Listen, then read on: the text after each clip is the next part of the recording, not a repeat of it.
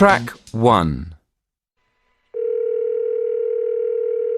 Hello, Travel-Wide, can I help you?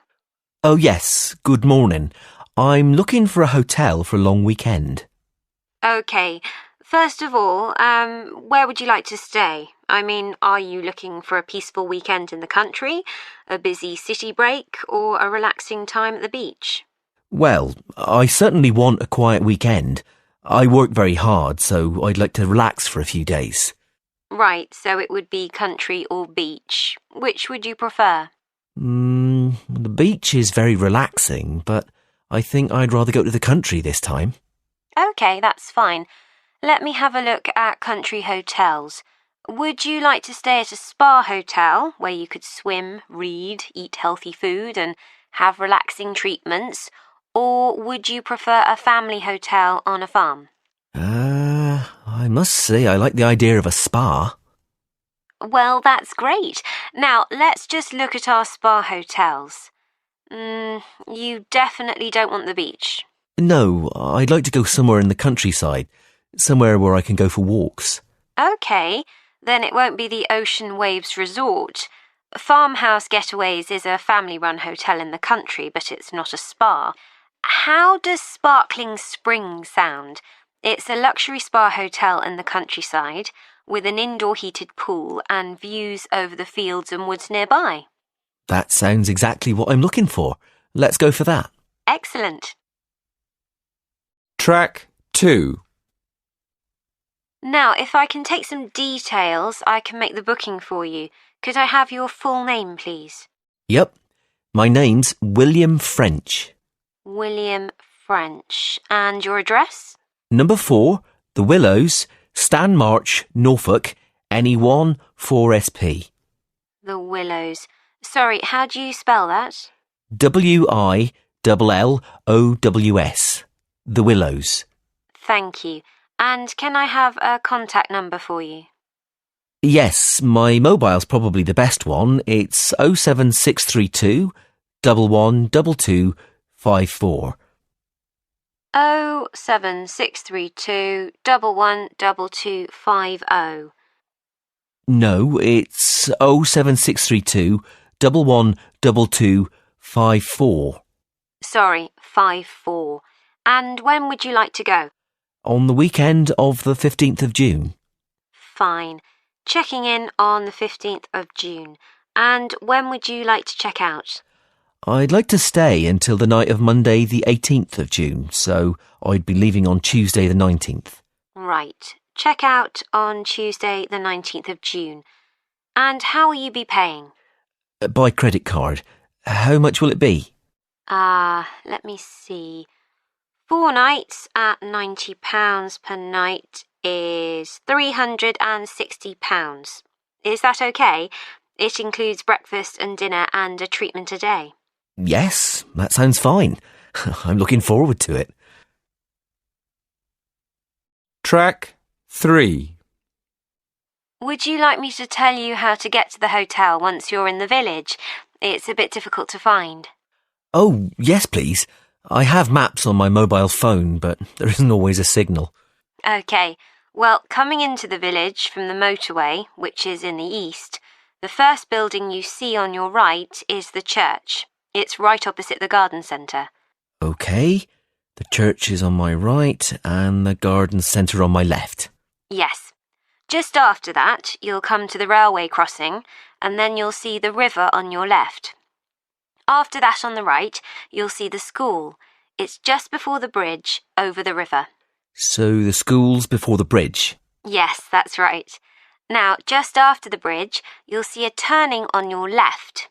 Take that and follow the road through the fields. On your left, between the road and the river, you'll see a lot of vegetable gardens. Just keep going down the road to the end. It leads straight into the car park at the spa. You can't miss it. It's at the end of the road. Thank you very much for your help. My pleasure. I hope you have a lovely weekend. Track 4. Good morning. Welcome to the Science Museum. There's so much to do here. You could spend all day going from one exhibition to another. But if your time is limited, I'd suggest choosing maybe just one main exhibition. At the moment, I suggest that you don't miss our new exhibition of everyday inventions. It's amazing to see how objects we use in our daily lives, like paper clips, tea bags and light bulbs, were invented in the first place, and how they've developed over the years into such an essential part of our lives that we hardly ever notice them. You shouldn't miss it. The other thing I'd suggest if you don't have much time is a guided tour of the free exhibitions.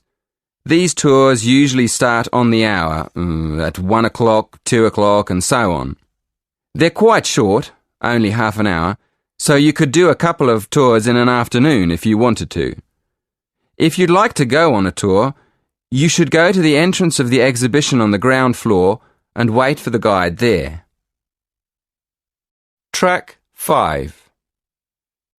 Just to give you an idea of the range of exhibitions we have here at the museum, I'm going to tell you about the exhibitions and activities we have for visitors of different ages. First of all, for the little ones, we have a fascinating area called Shapes and Patterns, where they can play with objects and images and see how they form different patterns. It's really colourful and exciting. Kids love it. Then, at the other end of the scale, we have more complex exhibitions that appeal more to our older visitors. There's one about the history of aviation, how planes developed over the years. Older visitors may even be able to remember some of the earlier planes on display. Another exhibition that adults might particularly enjoy is the energy exhibition. It shows the historical development of different forms of energy in Britain and how it has powered industry over the centuries. And of course, we mustn't forget the teenagers. There are lots of exhibitions to interest them, but my favourite one is the one where visitors can find out more about how physics works. It's a fun exhibition with plenty of hands-on activities that explore how light and heat and chemicals work. I still go there myself now and then. It's brilliant. Track 6. Most of our exhibitions are free, but you will need a ticket for some of the special ones, like the 3D film shows. So let me explain how you get a ticket online. Of course, you can do this directly at the ticket office, but if there's a long queue, you can book online on your mobile. So, go to our homepage and choose the Events button. Then, click on the film title. That'll take you to the next window.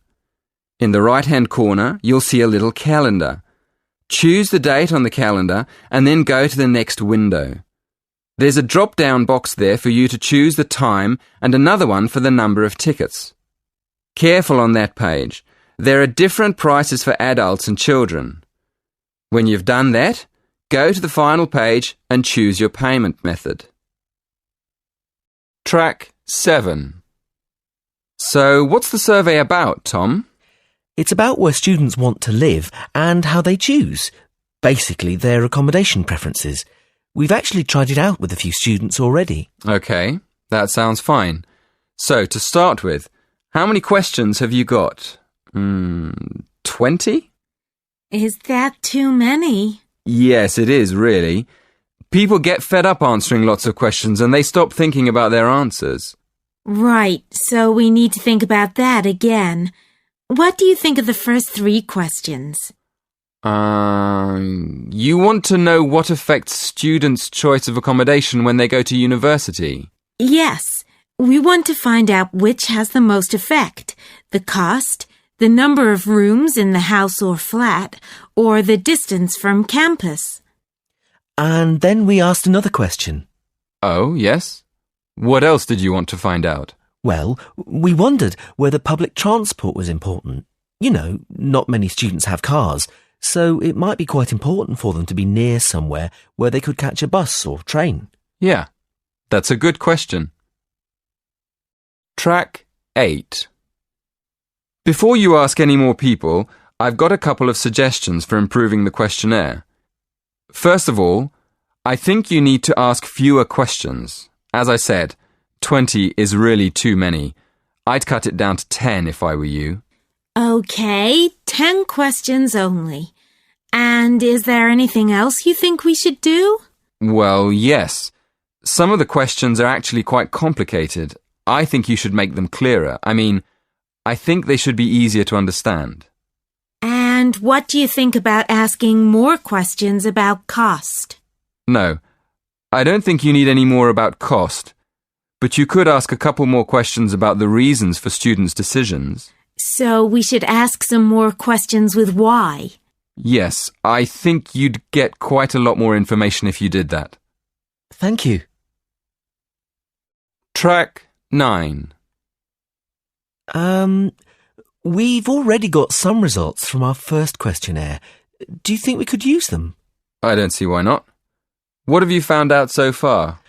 Well, the number of rooms was only important for 16% of the people we asked. It looks like a lot of students are quite happy to share a room, and even fewer people were concerned about being near a bus stop. Only 10%, in fact. I'm surprised about that. But what about the distance from the university? Well, that was quite important. Around 20% of the students we asked wanted to be close to campus. That makes sense. And what about the cost? Yeah, as we expected, the cost was by far the most important factor.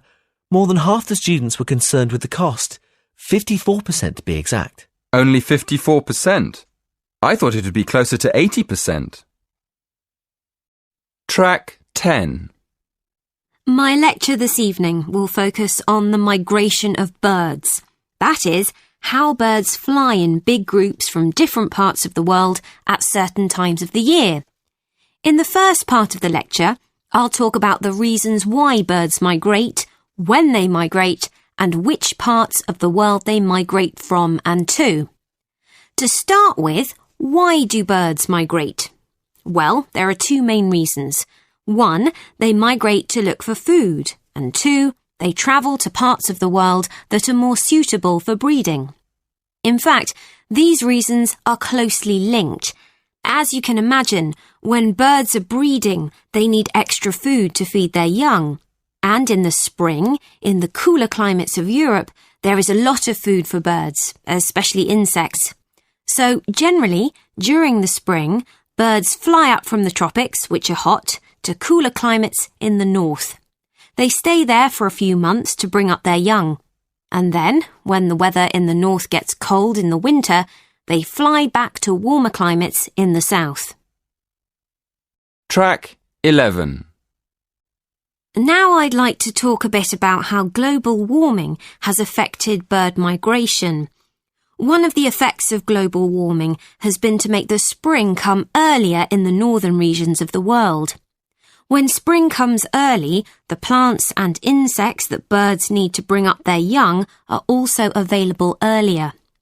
Research has shown that quite a lot of birds have started to migrate earlier because of higher temperatures. But unfortunately for some species, this hasn't been early enough. What I'm saying is that birds that are travelling a long way for breeding may arrive too late to find enough food to feed their young, and their population drops drastically. Scientists are currently researching more about this. Track 12. Now, I thought I'd finish by just briefly describing a few different patterns of migration. Migration varies with the type of bird and the area they come from. For example, one kind of migration is partial migration. This means that some birds in a particular species will migrate and others won't. It usually depends on how the weather affects food supplies, and very often happens in the tropics. In another migratory pattern, a bird called an Arctic tern migrates the whole length of the globe from the North Pole to the south. The Arctic tern travels between 12 and 15,000 kilometres each way when it migrates in a complete circle around the world. It's quite amazing. Right, and lastly, I'd like to mention a pattern which isn't nearly as spectacular, but is very interesting. And this is the way many birds migrate across North America. In this pattern, the birds fly northwards in the west of the country and then back south again in the east. So, if you imagine it, They're actually migrating in a circular pattern, like the hands of a clock, not in a straight line as we might think.